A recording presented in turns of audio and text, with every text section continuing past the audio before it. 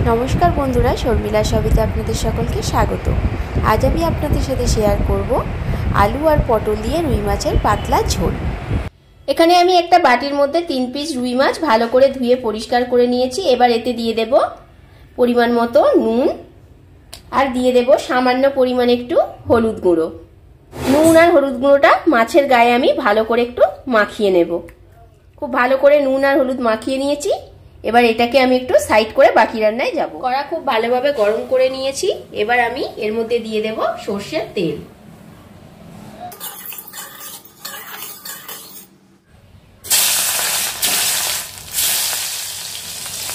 মাছের একটা সাইড ভাজা হয়ে গেছে, আর একটা সাইড আমি খুন্তির সাহায্যে আস্তে আস্তে উল্টে নেব।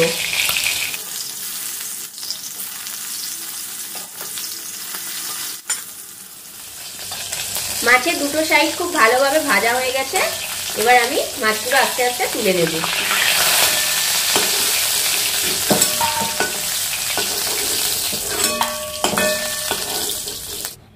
মাছগুলো তুলে নিয়েছি। মাছগুলো তুলে নেওয়ার পরে এবার ওই তেলেই আমি পটলগুলো ভেজে নেব। এই সময় গ্যাসের ফ্লেমটাকে একটু লোতে রাখবেন। দেখুন আমিও লো করে দিয়েছি, আর পটলটাকে খুব ভালোভাবে ভেজে নিচ্ছি। খুব ভালোভাবে ভাজা হয়ে গেলে তবেই কিন্তু এই রান্নাটা খেতে ভালো লাগবে আর সুস্বাদু লাগবে। আপনারা কিন্তু এই রান্নাটা বাড়িতে অবশ্যই একবার ট্রাই করবেন। এই গরমের দিনে মাছ দিয়ে আলু দিয়ে আর এই পটলের পাতলা ঝোলটা গরম ভাতের সাথে কিন্তু অসাধারণ খেতে লাগে। ভালো লাগলে ভিডিওটা অবশ্যই একটা লাইক, কমেন্ট এন্ড শেয়ার করবেন। আর যারা আমার চ্যানেলটিকে এখনও সাবস্ক্রাইব করেননি, চ্যানেলটিকে সাবস্ক্রাইব করে দিয়ে প্লিজ পাশে থাকার চেষ্টা করবেন। পটলগুলো খুব ভালো করে ভেজে নিয়েছি। এবার পটলগুলো আমি তুলে নেব।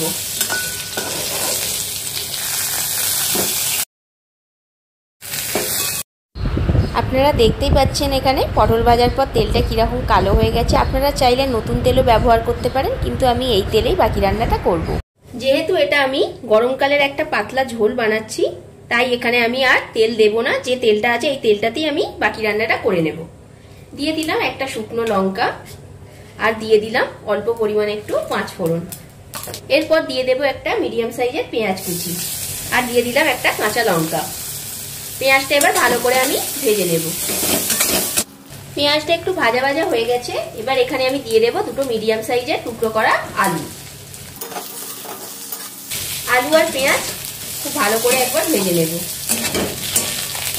আলু আর পেঁয়াজ খুব ভালো করে ভাজা হয়ে গেছে। এবার আমি এতে দিয়ে দেব গ্রেট করা 1 ইঞ্চির মতো আদা। এর সাথে সাথেই আমি দিয়ে দেব একটা মিডিয়াম সাইজের টমেটো। টমেটো দেওয়ার পর আমি এবার দিয়ে দেব পরিমাণ মতো নুন। খুব ভালো করে এবার মিশিয়ে নেব। এবার পরিমাণ মতো দিয়ে দেব আমি হলুদ গুঁড়ো। এবার দিয়ে দিলাম লাল লঙ্কার গুঁড়ো। ঝালটা অবশ্যই আপনারা আপনাদের পছন্দ মতো এখানে ব্যবহার করবেন। সামান্য পরিমাণ দিলাম একটু জিরে গুঁড়ো।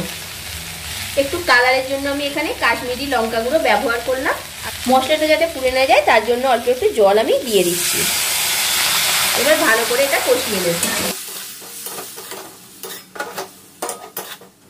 মশলা কষানো হয়ে গেছে। এবার আমি দিয়ে দেবো আগে থেকে ভেজে রাখা পটলগুলো।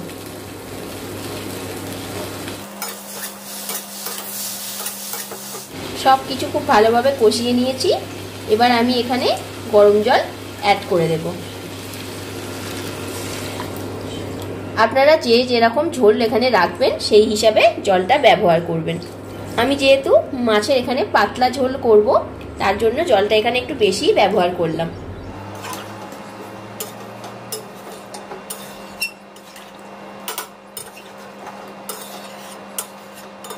এবার আমি কড়াটা একটা ঢাকা দিয়ে ঢেকে দিলাম। আলু সেদ্ধ হয়ে গেলে তারপর ফিরে আসছি। 10 মিনিট পর এবার আমি ঢাকনাটা খুলে দিলাম। ঝোল ফুটে গেছে। এবার আমি মাছের পিসগুলো দিয়ে দেব।